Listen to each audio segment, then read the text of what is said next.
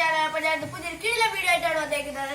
നമ്മൾ എല്ലാവർക്കും അറിയായിരിക്കും, നമുക്ക് TCG ആനിമേസ് എല്ലാം അറിയായിരിക്കും. അപ്പോൾ ആനിമയിലുള്ള കാർഡായിട്ട് കളിക്കുന്ന ഒരു സംഭവത്തിലായിട്ടാണ് ഞാൻ വന്നിരിക്കുന്നത്. പോക്കിമോൺ കാർഡ്സ്. പോക്കിമോൺ കാർഡ്സിന്റെ പോക്കിമോന്റെ ആനിമേക്ക് എല്ലാവർക്കും അറിയായിരിക്കും. പോക്കിമോന്റെ ആനിമയൊക്കെ ഉണ്ട്, പിന്നെ അതിന്റെ കാർഡ്സ് ഉണ്ട്, TCG ട്യൂട്ടോറിയൽ ഉണ്ട്. അപ്പൊ ഞാൻ ഇത് വന്നിരിക്കുന്നത് ഹൗ ടു പ്ലേ പോക്കിമോൺ കാർഡ്സിന്റെ വീഡിയോ കാണിക്കാനാണ്. TCG tutorial. Let's go on play.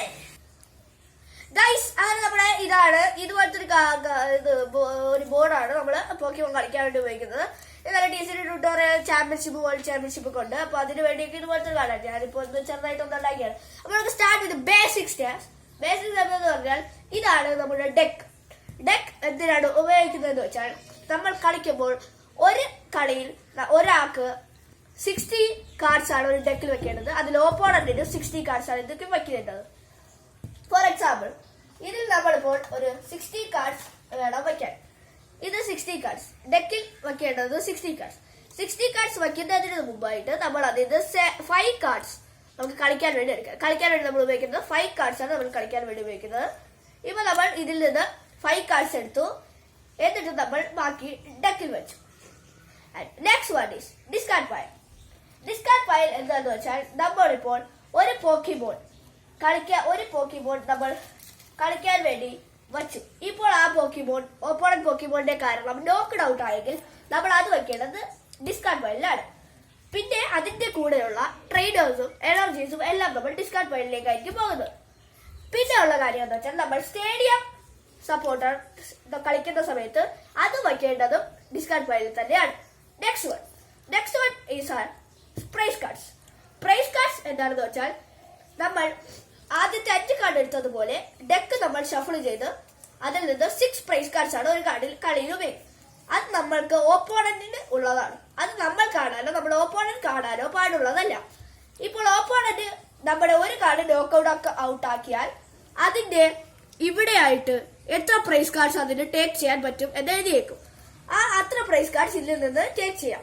Most common ആയിട്ട് വിൻ ചെയ്യാനുള്ള വേയാണ് 6 പ്രൈസ് കാർഡ്സും ഓപ്പോണന്റ് കൊണ്ടുപോയി കഴിഞ്ഞാൽ നിങ്ങൾ ഔട്ട് ആവുന്നതാണ്. അതുപോലെ തന്നെ നിങ്ങൾ ഓപ്പോണന്റ്, അതാണ് പ്രൈസ് കാർഡ്സ്. അടുത്ത active spot. Active spot is a place where you play Pokemon cards. Active സ്പോട്ടിലാണ് നമ്മൾ പോക്കിമോൺ കാർഡ് വെക്കുന്നത്.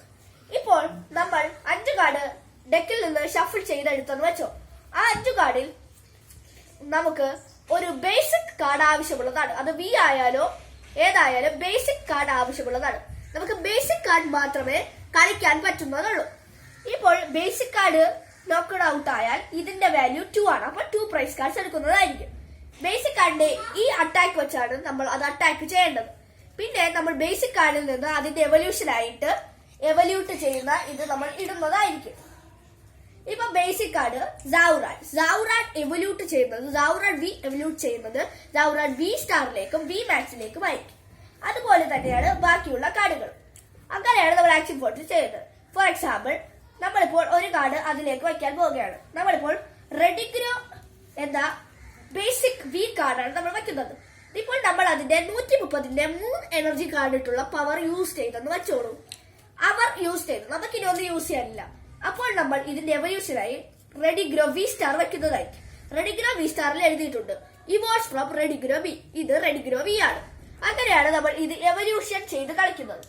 ഇപ്പോൾ ഇത് രണ്ടും നമ്മളെ നോക്ക്ഡ് ഔട്ട് ആയാൽ ഇതിൽ മുകളിൽ ഇരിക്കുന്ന കാർഡിന്റെ പ്രൈസ് കാർഡ്സ് മാത്രമേ ഓപ്പോണന്റ് എടുക്കാറുള്ളൂ.